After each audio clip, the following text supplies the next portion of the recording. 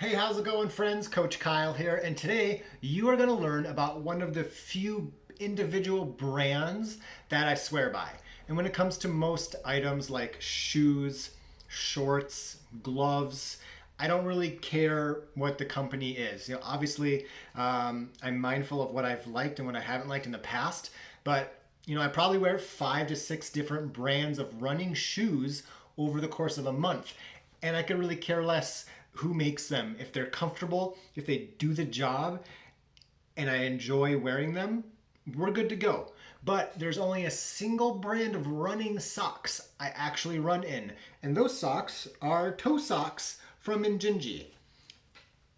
There we go. There they are. So let's go over why I initially tried them, what I've learned about my experience with them, and my suggestions to you. So first off, what are Injinji Toesocks? So if you've never seen these before, it's Injinji, Injinji, and it's pronounced Injinji, and it's a specialty toe sock company based out of California. Around 2014, I think, is when they kind of started initially selling products, and maybe around 2013 is when they really took off. They used to be, just okay. The earlier ones that I wore, they were good, but they've kind of revamped their line in the 2012 to 14 range, and it's way better. And they were good back then. Now they're fantastic. So why did I try Injinji socks for the first time? And initially, I've probably been wearing them for since 2010, I think. And my initial reason for testing them out was because I have a couple toes that sit, really close together, and there's almost just a tiny bit of overlap, just the slightest bit of overlap. And this is something you don't really think about until you start training for a marathon or an ultra maybe, and that bit of overlap started to cause some blisters between those two toes. And that became a serious problem, as I believe at the time I was either training for marathon, ultras, or the Ironman. So I needed a solution to those blisters, and it turned out that Injinji solved the problem.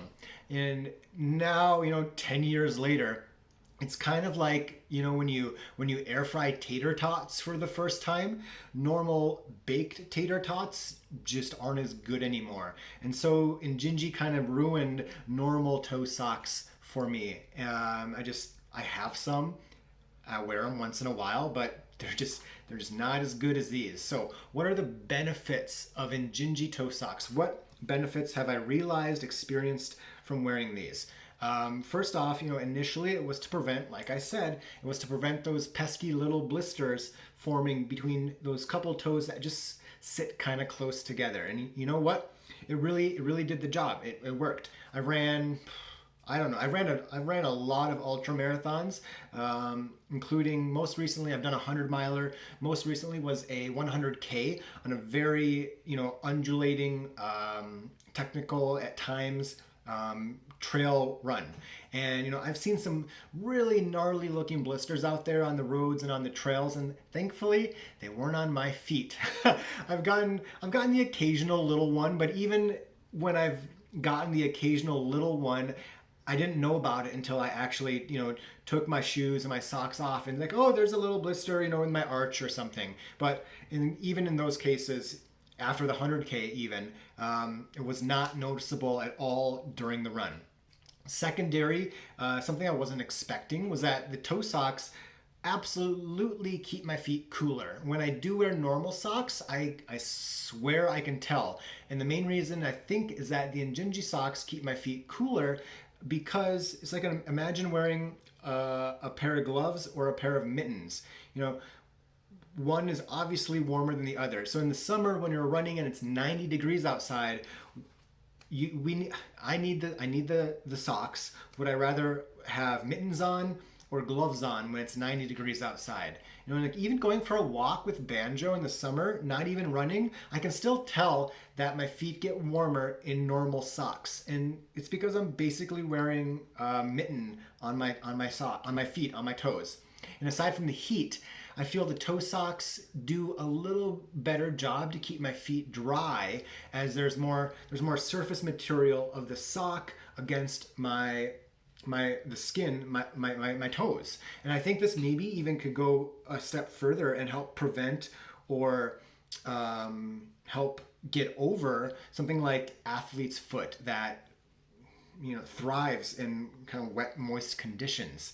So what about normal socks now? And frankly, it's pretty rare that I wear a traditional normal pair of socks. I have 3 pairs of compression socks from a brand called Tiux, Tiux, and I'll wear those for the rest of the day after a hard or a long run, or if I need something that isn't a no-show sock. If I want, an ankle or a taller sock that kind of looks nice, I have some from pair of Thieves from Target are good socks and they look cool. But I know that Injinji has some really great looking socks now, since I probably have 20 pairs of Injinji socks, and they're all no-show except for a couple that I wear in the winter. And they have a huge line of styles, weights, etc. now. So you could live in toe socks and you have all the dress, the compression, and the running socks you need. So are Injinji toe socks right for you? There are a few reasons I would suggest avoiding them potentially. Now, I've given you the reasons why I've benefited from them, but why would somebody maybe not want to try them out? And First off, even in traditional socks, your feet just get really dry, it might not be a smart idea to try out a pair that I suggest does an even better job of keeping your feet dry by wicking that moisture off your toes. Second, you may try a pair on and you just can't stand the feeling of the individual toes in the individual little sock pods. I've had people tell me that it just feels too weird for them. But now I think normal socks feel weird, and these are fantastic. So, third, and I hesitate to say that if you're fine with what you have in your current sock drawer, don't change. I hesitate to say change something that feels like it works fine. But, buy a pair, see if you like them. Maybe you'll decide that, yeah, maybe my old socks weren't as good as I thought, and I like these more. So it's worth a shot. And these are the sort of the decision-making processes that I often take my clients through very, very frequently. With you, it might be how to best carry your calories. And maybe next month we jump on a half-hour call and talk about different ways to fuel a marathon. We maybe pick a topic like socks or gear, and we just spend 30-60 minutes talking it through. I use my experiences with myself, with my other clients, with my friends, and we figure out what's best for you.